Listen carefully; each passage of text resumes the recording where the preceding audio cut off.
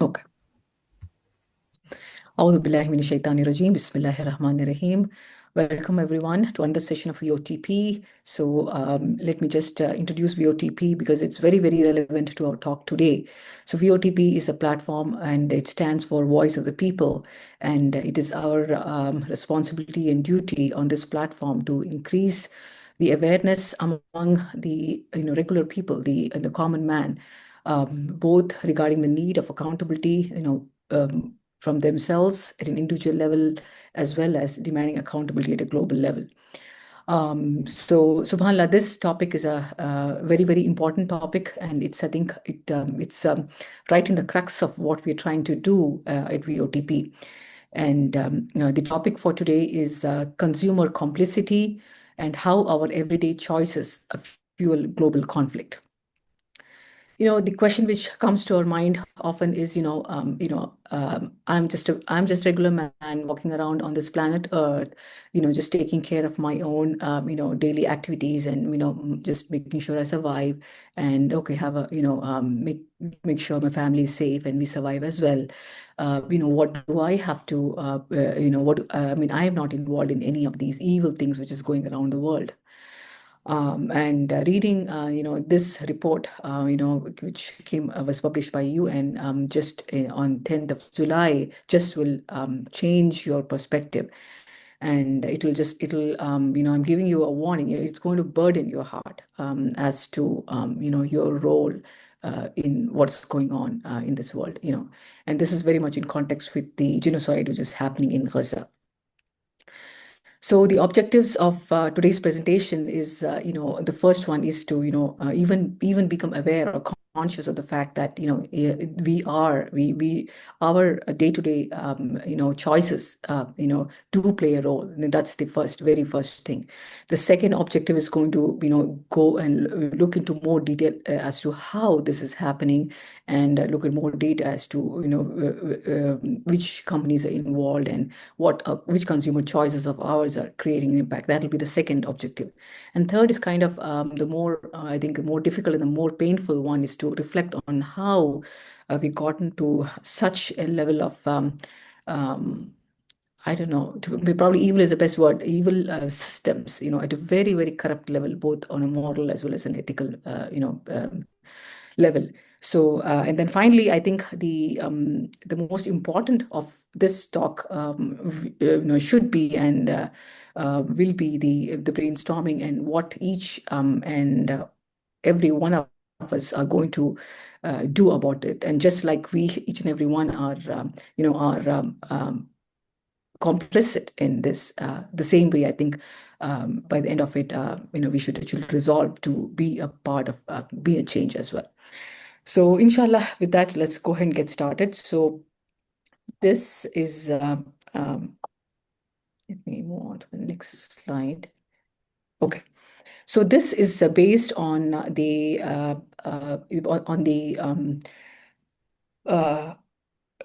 presentation, or the paper presented by the UN Human Rights Council, by our UN Special Rapporteur, for Palestine, Francesca Albanese, on 10th of July 2025. And the name of the report is From Economy of Occupation to Economy of Genocide. And this is a part of the UN Human Rights Council. And when Francis Albanese called in for reports for investigating the economy, what's going on in Gaza. She got 200 submissions and on at least 1,000 corporate entities, and it's from that submissions. This is a well researched, well documented, and authentic summary of what she has found. So, I'm going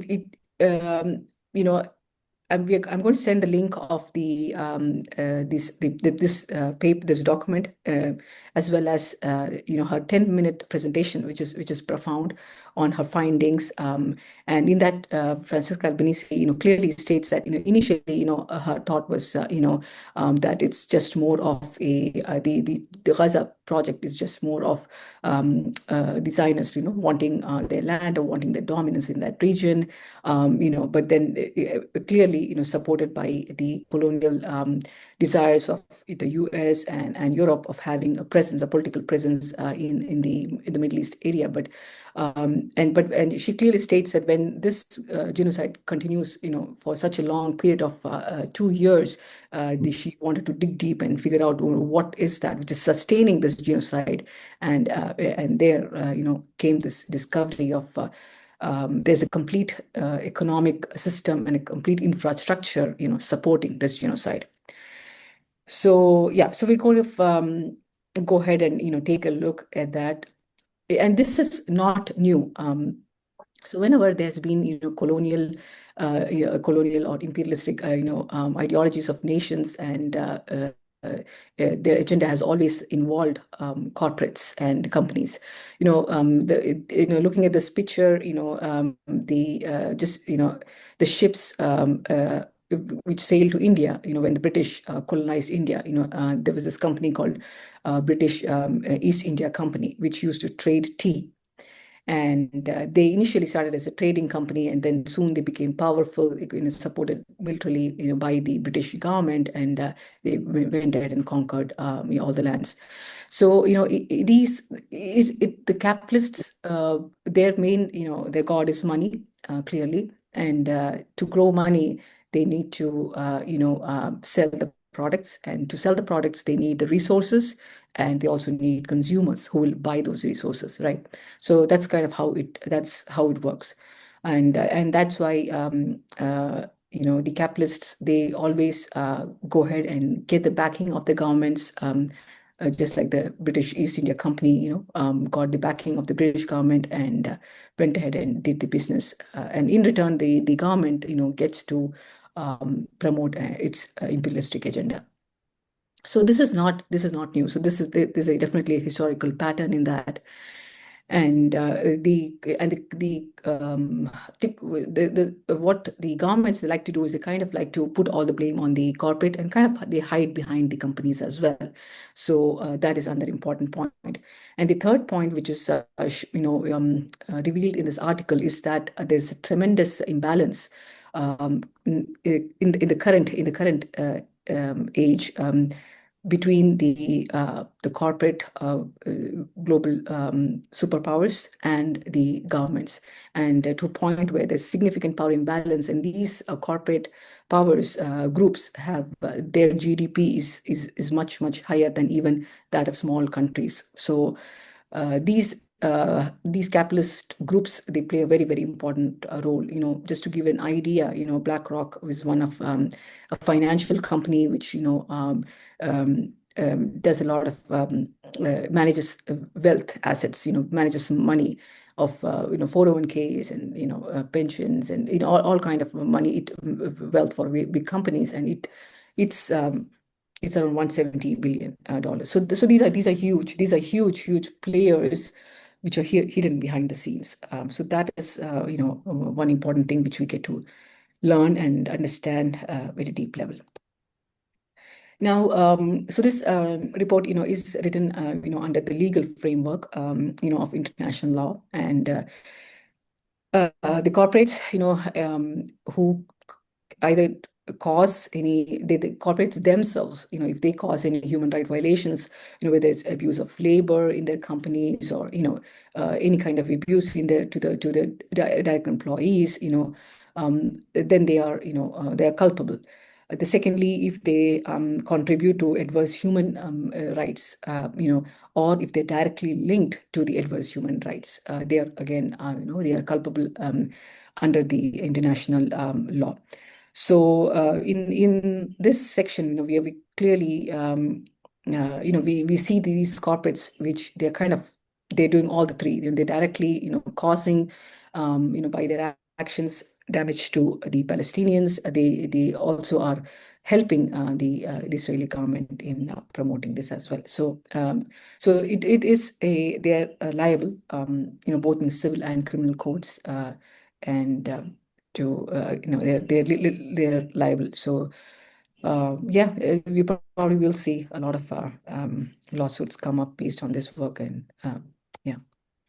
Okay, now which are the major sectors, which are playing a role in this?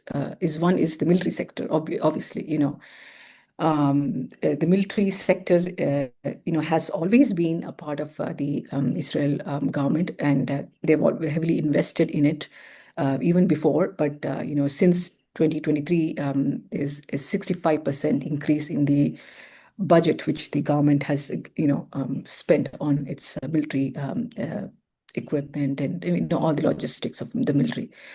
And during this period, you would think that Israel is probably not having any weapons to export, but I was just perplexed when I saw that it's the eighth largest arms exporter worldwide, and this is from the period of 2020 to 2024.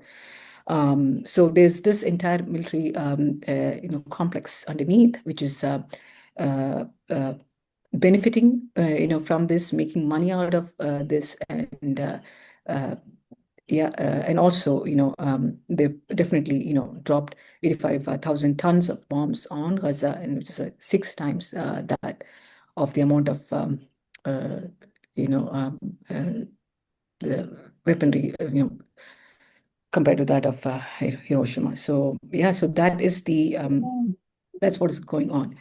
Now let's kind of take a little bit look more at the industries and how they're doing this. So the big names, big corporates involved are Elbit Systems, and this company is is it largest it's the largest company in Israel, a defense company making drones, the electronic warfare system and precision munition, which are very, very important for all these aerial operations. The new warfare with aerial operations where the Israeli soldiers are not on the ground, but just by sending their weaponry, they are, getting the job done, and also surveillance.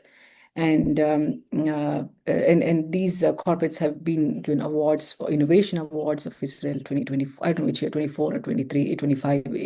But they're getting awarded by the companies for this. And what are these companies doing? Is they are developing latest technology in cooperation with the tech corporates, which you'll see next.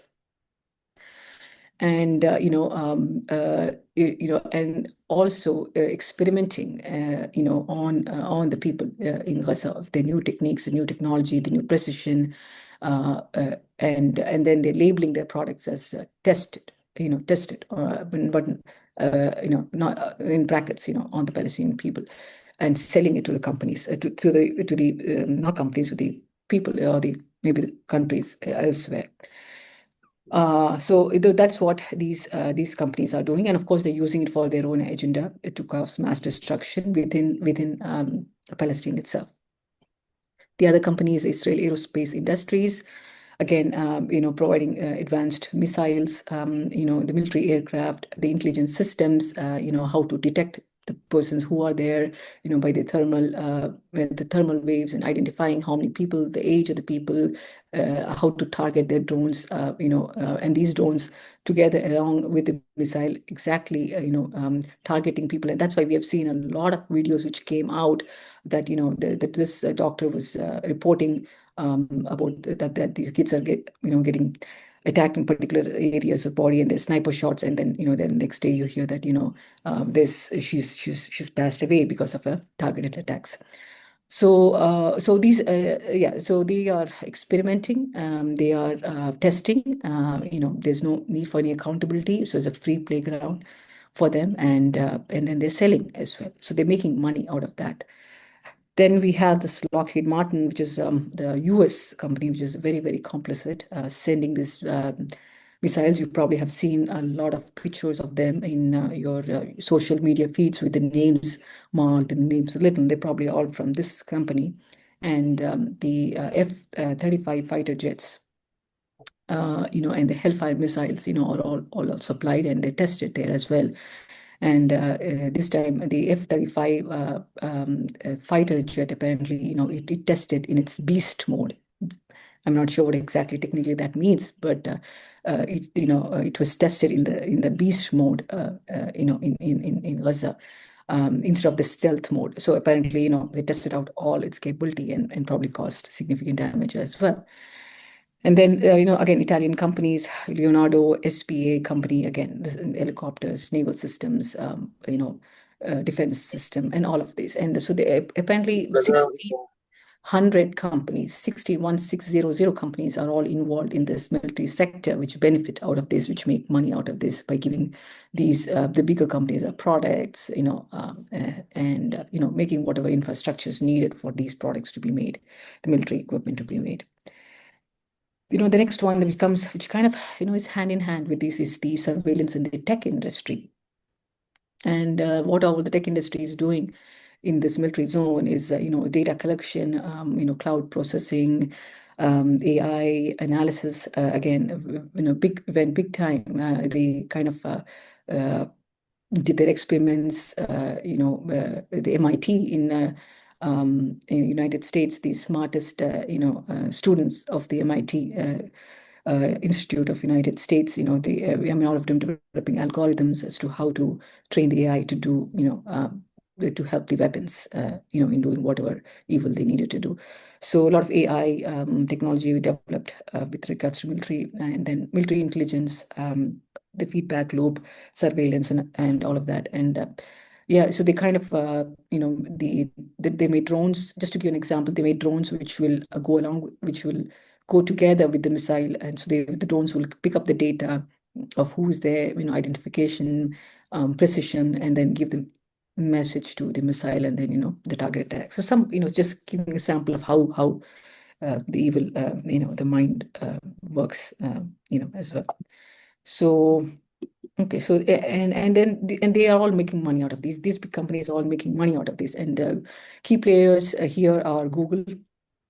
It's a launched a project called Project Nimbus, and this is for providing all the cloud, the storage support for all these tech companies and the tech products. So Google and as well as Amazon Web Services, they have contributed to the Project Nimbus, which is run by the Israeli government to support the technical aspects of this military operations, including data storage and analysis for intelligence gathering. Then we have Microsoft as well, again, cloud platforms, AI tools, cybersecurity, and I'm sure all of you have seen, the employees of these companies, calling this out. And then we have these Palantir technologists. Again, this is providing analytical data analysis support, which is used by the military companies. And the sad part is when the CEO of the Palantir company was challenged about what he's doing in Gaza, he just said that they are using the technology to kill terrorists, and went on. So this is the name of some of the tech companies, hand in hand. But that's not all. We have the heavy machinery companies, and which again, demolishing the houses, demolishing these paved roads, and bringing basically the entire strip to rubble down to the ground, right? Companies, again, here you want to know, are Caterpillar Inc., with its heavy bulldozers, again, for demolishing the infrastructure, destroying all the agricultural land, all of it. And the JC Bamford Excavators is another big corporate company. And then the Volvo Group, Hyundai Group, they also have this construction equipment division, which again, these have been working in Israel and providing them support even before October 2023, but they continued and became more richer and sold more products in there. And so that is the crime. Instead of breaking the ties, they just kind of have joined hands and promoted this, this ongoing genocide. but also the natural resources as well. Of course, the water and the food, everything is being disrupted. And then the company called Mikorat is running pipelines, building pipelines, and promoting, getting its business done and earning money. Similarly, the electricity, and fuel and gas. So I was looking at this, and big, petroleum industry companies, Chevron and BP, other companies, they, have been given licenses to extract minerals, not minerals, gas, from the Gaza Strip, and in the oceans just surrounding Gaza as well. So uh, you know um, so again, they have all agendas of growing, of exploiting the resources in there, and they're already getting licenses and pre-planning for the future, all focused on their growth and making more money. So yeah, Gaza, BP, yeah, British Petroleum, any from Italy, and then even the Alpazar, yeah, Sorco. So a lot of companies. You'll see more in details in the report if you read. So almost 60 big corporate companies have been mentioned, but again, there are more. And she said that's just the tip of the iceberg. As I said, at least 1,600 are involved in supporting the big military industry corporates. Also in agriculture and in tourism, who would think, Airbnb and Booking.com, the companies which we use all the time when we travel to find a good, place where we can rest in the new place, in the place where we're going to. Those have, us are putting, sites where for settlers, even in the West Bank, uh, and they are profiting from that business as well. Yeah, and then again in the agriculture business, companies like Netafim and Tunova, the of course the Palestinian dairy industry, food industry is completely disrupted, so they're making tons and tons of money as well. So and this is this again is in hand with the financial companies who are supporting all these businesses. So these companies, the corporate companies which you've seen before, to do more work and to do more research and to do more stuff, they need money. And guess where that money is coming from? And that is being supported by the treasury bond. So companies like BNP, Barclays, the big financial companies, they're writing the treasury bonds, which means they're just funding a lot of money to Israel. And these treasury bonds are in exchange being bought by BlackRock, Vanguard, and other big financial corporate giants, who manage the 401ks and the wealth assessment, wealth, of various many companies. They get pulled in money from a lot of companies, a lot of institutions, and that money they're buying bonds in this. So and also these companies, BlackRock and Vanguard, they're investors in companies like Palantir, Lockheed Martin, Caterpillar. And what that means is they are giving money to these companies to give money to the employees, to buy the raw materials, to invest in new technology, to all of that. So, and then to top it all, the pension funds. Who would ever imagine pension funds would go in supporting these? And the Norwegian government pension fund increased its investment in Israeli companies by 32% after October 2023. And 121 billion has been invested in companies named this report. I don't even think the people who whose pension funds these are, or they probably are aware of such things. So yeah, just summarizing all of that, how's Israel's stock market performed between 2020 and 2024? This is a graph you see. You see the dip on the right here. That is the when the October 2023 happened. That's kind of when it dipped, but then it just bounced back very very clearly. And this has been by the support of all the financial companies, all the investments, and of course the export. Israel continues to cell technology as well as the arms, as we already saw, big time. So apparently the stock exchange in the index or the value, I'm not exactly actually technical, I'm not sure of the term, but it increased by 240% since October 2023. And that means the amount of money which was invested in Israel was 240 billions, and of which 60 billion was in the last was in the month before this report was published. So yeah, so that's the amount of money which is going in. All right, so now kind of, so yeah, so I think we kind of went and looked into how deeply all this is connected at a financial and the corporate level, and how this entire system is also complicit. So what is the culpability of these corporates? These corporates, they know what's going on. Clearly, they are involved on the ground, but they instead of stopping it, instead of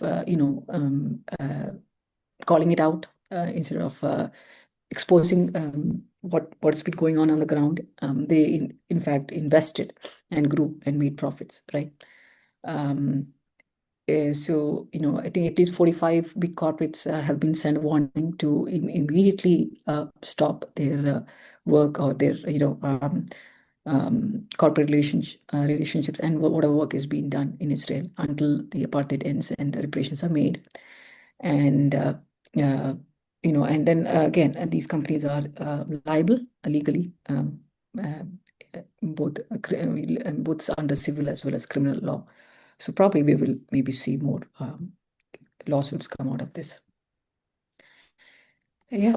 So now comes the big question, right? I mean, I think before this, just kind of want all of us to understand how deep this is. How deep this is. I mean, just imagine, a little kid, yeah, 2 years, 3 years, running around, running around for food or whatever, when it's starving and being targeted, and some company making that precision, targeting algorithms and seeing how it, how effective it was. Yeah. So that's kind of what is being done, and that's again at the money of the entire uh, people of the world who have been protesting. So just think of how deep it is. Um, so this is very, very deep, and it's a complete failure, I think, of course, the leaders, I guess, and there's no even mentioning that, but also the, it's played at the ignorance and the innocence and the naivety of the common man.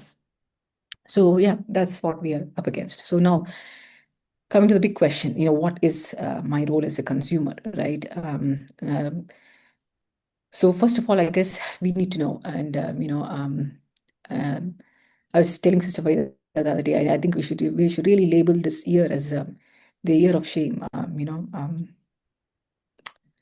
and I think we should never forget this year. That's, I think, one big thing we got to do. And secondly, I think we got to make a decision, a choice, that we want to do something uh, to make a change. Uh, and we got to play big. You kind of now know the other side. The team of the evil or the bad, however you want to put it. So you got to play big here. So we got to think big and play big. So yeah, so I know that there's a BDS movement which which is already in place, and we have been boycotting some things like uh, Coca-Cola and Starbucks, and we've been doing some of that, but I mean, that's just maybe scratching the surface. This is much more, much more deeper, much more deeper, much more deeper. So definitely we want to boycott the complicit products. We got to make everyone aware of this. Um, um, I guess we got to make mission of our lives, what we want to do. Then we want to definitely divest and reinvest, especially in your pension plans and uh, in the mutual funds, yeah, all of that. And also, I know the university students have already been doing this. They've been asking the universities to divest in companies which are supporting Israel. So, divest and reinvest and reinvest. And the question will be, reinvest where? All the companies, do we have even ethical and, moral companies where we can reinvest is a big question which I have. And then, of course, pressure, petitions, and keep doing as little as they do. But we got to really, keep doing that, sending petitions and engaging with companies and supporting advocacy groups, and demanding, accountability.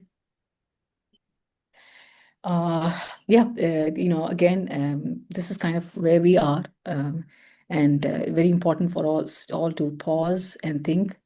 Uh, how do we want the world to be for future generations, and what role do we want, how do we want to prepare them, how do we want to make them aware of what's going on, and unless they are competent, aware, ethically and morally correct, they're just going to be used by the system rather than uh, play a role to counter it. So education and awareness of youth, so I kind of have, decided for myself to kind of take this presentation, probably go and show it to as many youth as possible, just to kind of at least get that first step about education and awareness. And but that's not going to be enough. Then it's going to be, advocacy and organizing, which I know the students in the campuses have been doing. So that they have been doing. But that's not enough. Again, if you want to reinvest, where are you going to reinvest? So the innovation for change, I think as sad as it is, it's a golden opportunity to reset all these systems. When all the systems fall, it's a time for innovation and for the time for placement of, uh, you know, proper systems, ethical and moral systems, and we have the guidance of the Quran and the Sunnah and the Sirah as well. So I think each and every one of our youth must be creating ethical companies or ethical systems or ethical products. I mean, it's an opportunity. It's a golden opportunity. I see a golden opportunity, and of course, leadership to kind of make all that happen.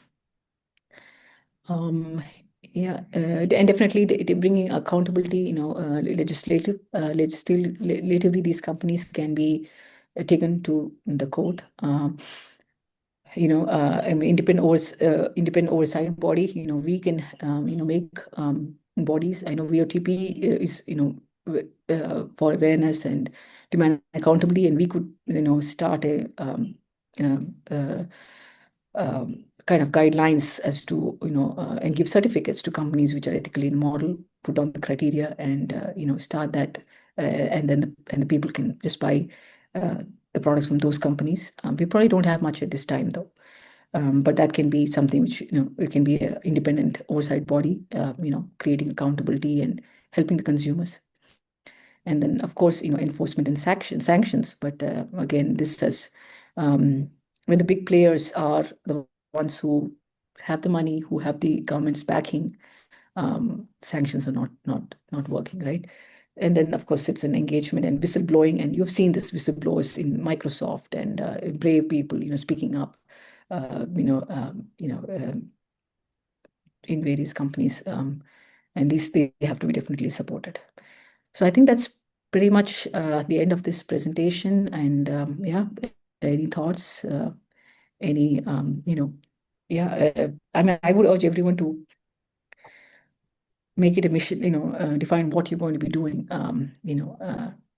going on for the rest of your life. This is a huge battle, a big one. Jazakallah khair. Thank you, Sister Farhana.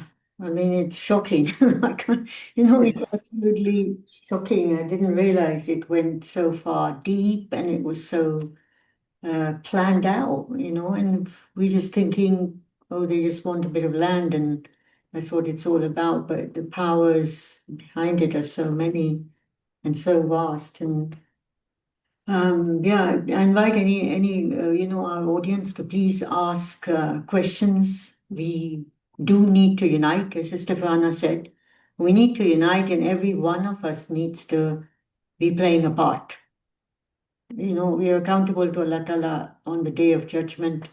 So I think we are capable, we are capable of doing something, and inshallah we'll do it. Please come forward with your questions. You can write in the chat or Assalamu alaikum wa rahmatullah. Walaikum assalam wa rahmatullahi wa barakatuh. When I was listening your lecture, I was literally crying.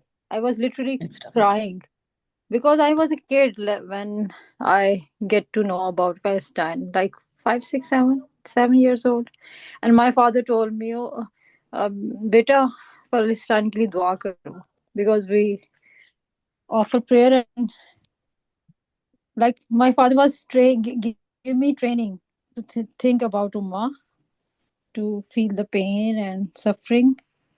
So I was asking myself, where were we when the whole system was developing? Yeah. It's not developed in a one day. It Yeah. took time, and look like whole system of the world is complicit and supporting Israel. Where were the Muslims rulers?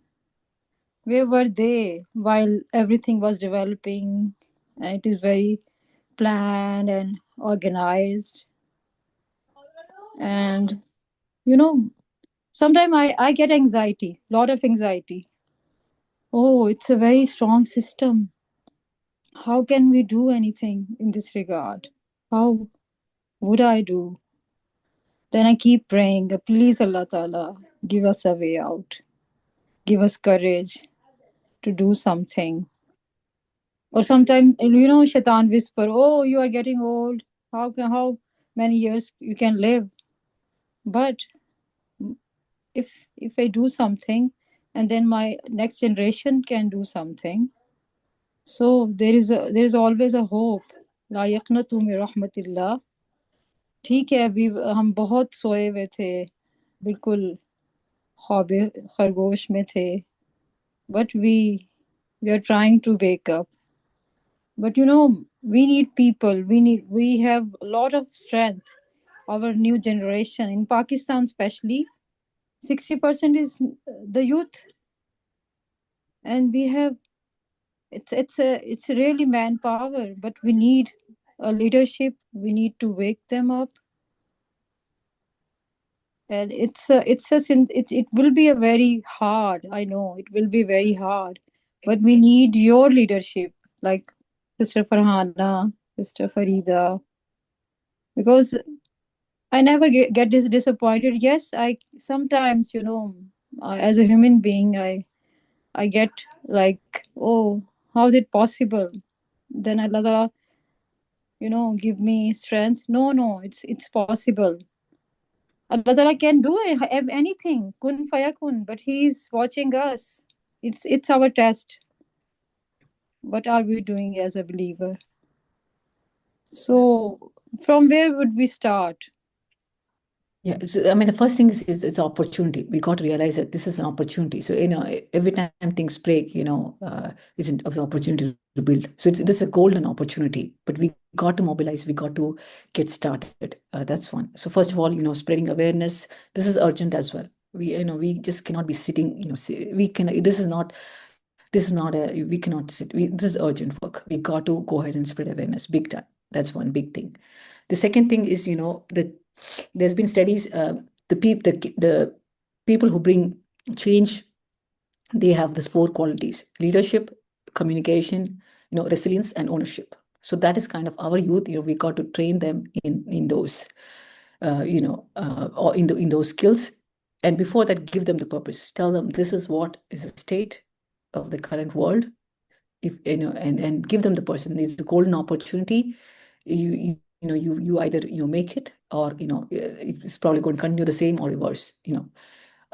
So give them that purpose to the youth, and trust me, these two will be the biggest steps which we should do. Once we give the kids the purpose of making these, the ethical structures and making ethical leadership, the path, they will find out which area they are expertise. Either they are a very much businessman, or they are very smart scientist, or AI technologist, or whatever. They are going to figure that out.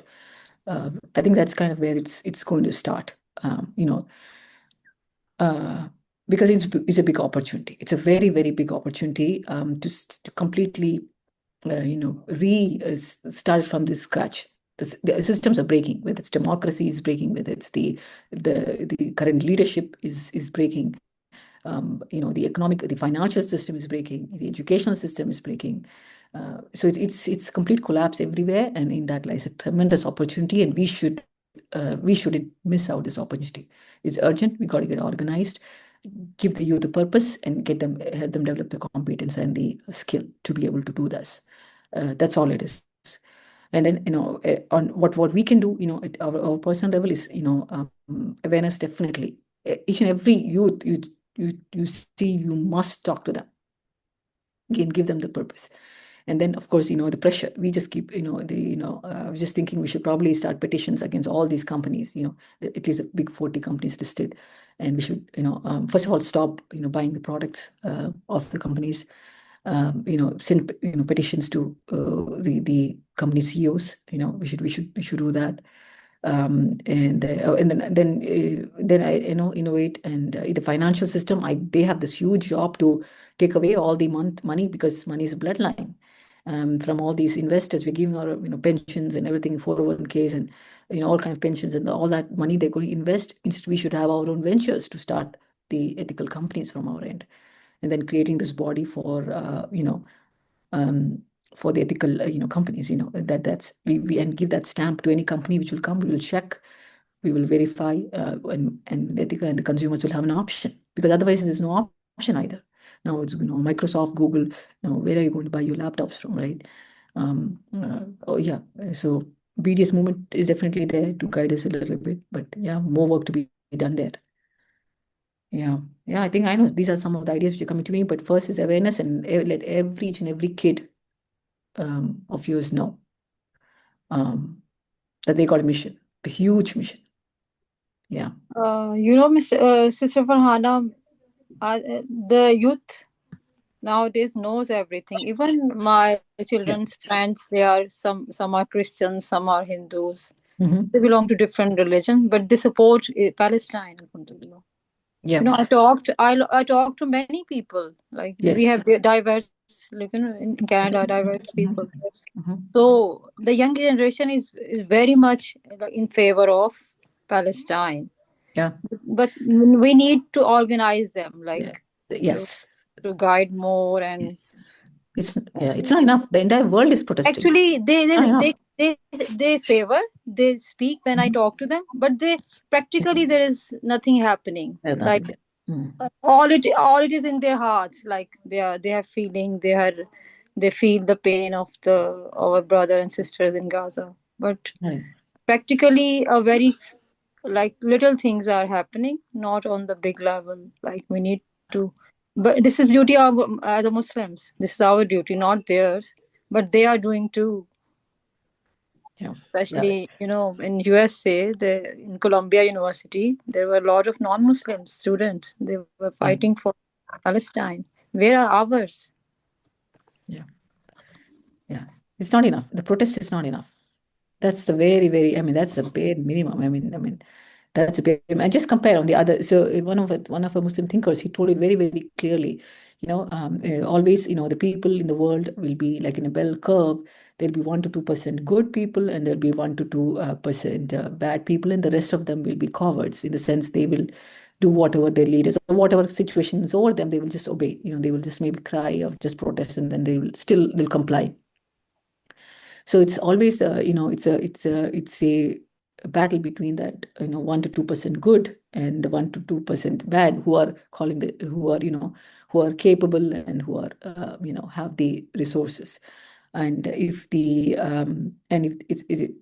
depends. If the good is good, has very low standards of just being comfortable, buying a home and a car and having a beautiful family, and the evil has a role of taking over, or controlling this part of land, then of course it's the evil wins. So it's making those good have very, very high role to play. Subhanallah, we have Khalid for entire of all the Muslims. So we have to spread this around in each and every kid, and among them they will be Allah's blessed, some of them with more resources, more talents, and more potential, and they will have to take on the lead, and the rest of the ones will have to support them, as consumers. Yeah. Can you set up a fund or something? We need like financially, Venture. we need to be financially strong for a cause. So Yeah. there is a need to set up a A lot of areas, almost every area we have need. We have typically, for the youth, if you want to say, they can either go in the role of becoming venture capitalists, or ethical financial companies and stuff like that. So that is one way. One thing. Then they need to be in technology, AI and technology, STEM areas, cutting edge. They have to be industrial complex. They have to be cutting edge. Then where else? Business, ethical products and services, entrepreneurs, cutting edge. And then of course the leadership, in the political in the area, taking over the leadership roles and leadership positions, replacing them. So the kids must have the vision of where I am going to be in the next 10 years. If the youth is not having a concrete plan of where it's going to be in 10, 15 years, it's not going to happen. It's not going to happen. It's just not going to happen just by wishing well thinking. Someone that's not going to cut it. It's work. It's really crying, tears of blood and working hard and together. Yeah. I think Sister Farhana also depends on the parent. Yeah. Depends on the parent. We as parents tend to demand from our children getting jobs that will give them security, Yeah. as opposed to taking responsibility for what's going on the planet and leaving, actually trusting Allah Ta'ala that He will be the provider. Risk is all in His hand. So we as elders who are guiding our young generation need to change that viewpoint. That I think is quite a pressure on the young people to start something new if the parents or elders are not agreeing with it. What do you think, Sister Vanna? Absolutely. I mean, absolutely. That's why I said, if this presentation, if you want to take this out, show this out to your youth and tell them, what you want to be in 10 years. Even if you don't succeed, it doesn't matter. You want to have your plan and you keep going on that. Don't worry about money. Don't worry about, these petty things in the whole, big spectrum. We will provide you with the food and things as much as we can, but keep working on this big path. The mission has to be big, simple. It just cannot be, I'm just doing protest and not drinking Coca-Cola. That's not enough. Just compare. I mean, again, it's battle. It's between. It's a comparison. If you are the good is very good in heart, very pure, but then they're just not drinking Coca-Cola, and here they are thinking of strategies how to invest and do the next technology. I mean, it's a no-brainer. So you got to step up the game. Yeah. And even from mentioning all the the agriculture side, what about going local? Should we go local in buying, as opposed to, would that make a difference, Sister Rana? Because if you go local, you're kind of making your local farmers and local people more wealthy, as opposed to these big, big supermarkets that have just taken over and killed off the individual people. So even younger generation can open their shops and we should back them up, Something like that could be probably taught. Yeah. Yeah, absolutely. I think it'll start at the local level and then, they grow, right? Yeah, it's cutting the bloodline of the corporates, and that's the money. Yeah. How will you do it? Yeah. Yeah, start the local, you get local and people support and you grow bigger, corporate, yeah. It'll start small. So I would say, your youth, take the initiative. Again, four qualities which will, the four qualities in anyone who will change, who'll make a change. The others will just be doing the protest and then they will sleep.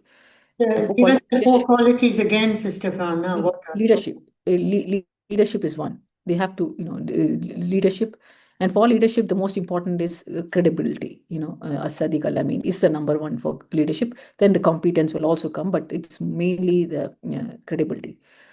That's one. The next one is communication. They will have to be able to, whether sell the product, whatever, communication or lead the team, communication skills. There is a resilience. No matter what, even if I'm hungry, even if I'm even if I'm upset, I'm going to keep on my path, right? Resilience, so grit. And the fourth one will be ownership. I mean, that's the biggest one, right? Even taking responsibility if I'm going to fix this for the world.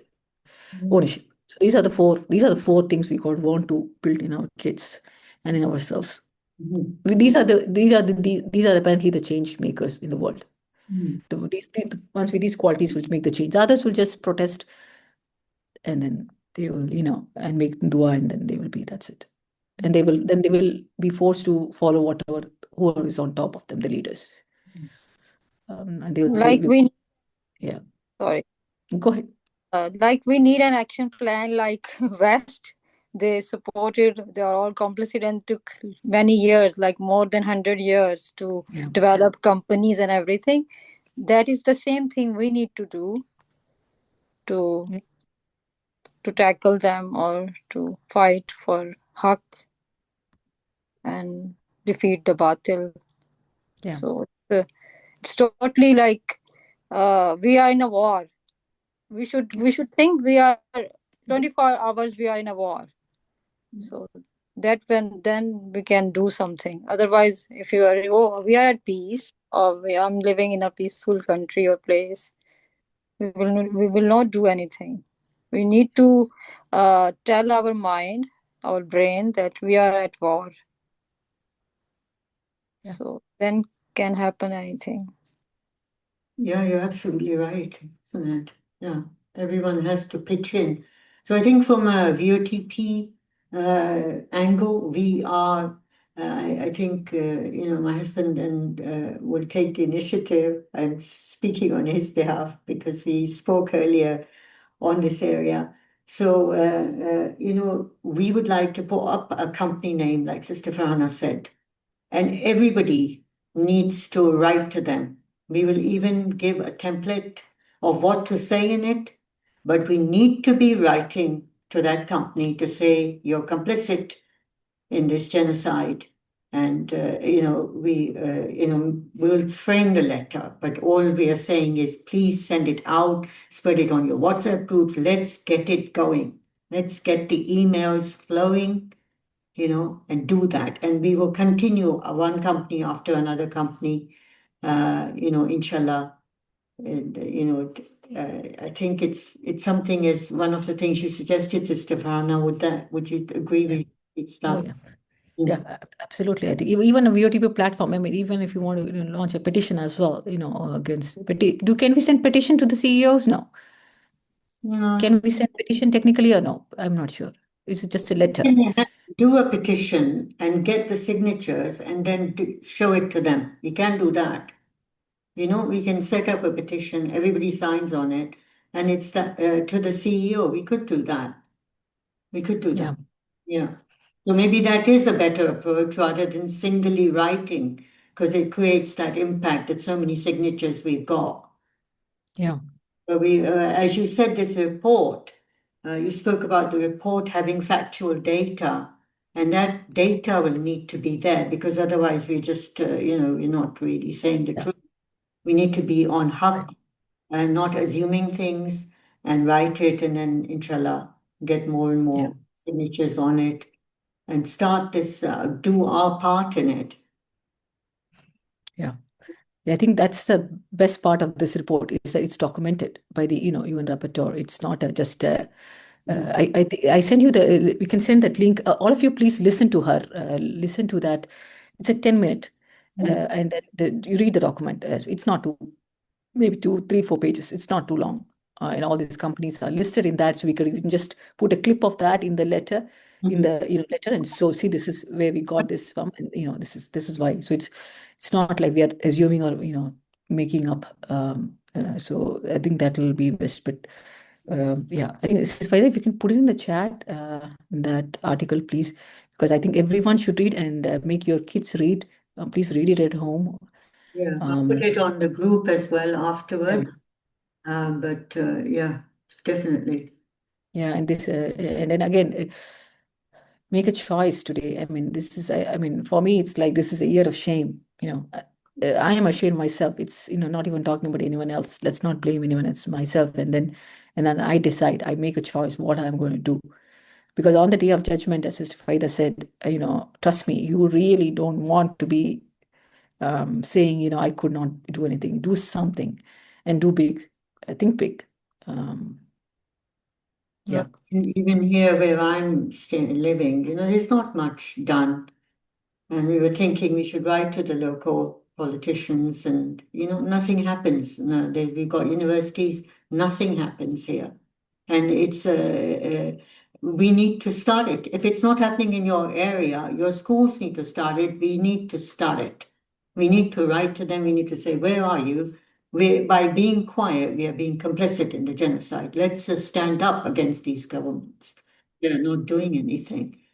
So, inshallah, please everyone make a decision. It's a decision time, this session today, that we make a decision. We're going to do something every single day so that we can tell Allah Ta'ala we did something every single day. Inshallah, inshallah. Yeah, please go ahead. You have a question? Please go ahead. Yeah. Sharia. Yeah. Please go ahead. Assalamu alaikum. Wa alaikum assalam wa rahmatullahi wa barakatuh. Another thing that we can do is because I work for a digital marketing agency, and one of the things that is very important for these companies, for any company, is their online reputation.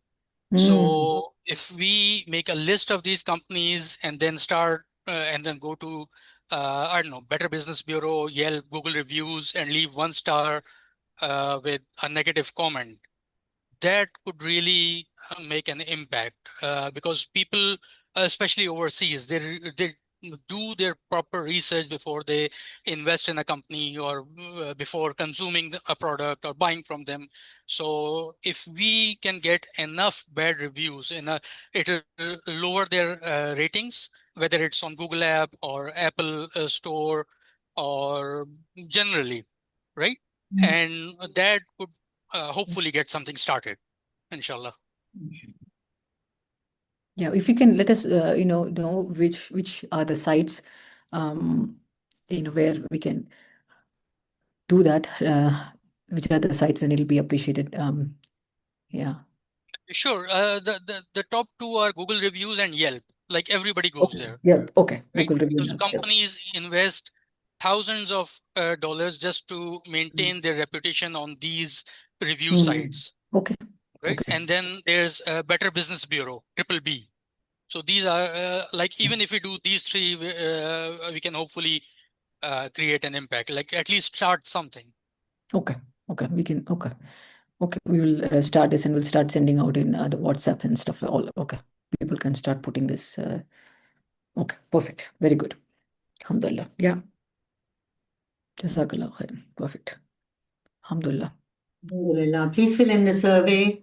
If you've attended, let us know your views. Also, if there are any other questions, if there are any thoughts, if there are any worries, if you're concerned, just, it's better to voice it. It helps us move forward if we have some considerations. Together we are strong. On our own, we are not very strong. So please do voice it.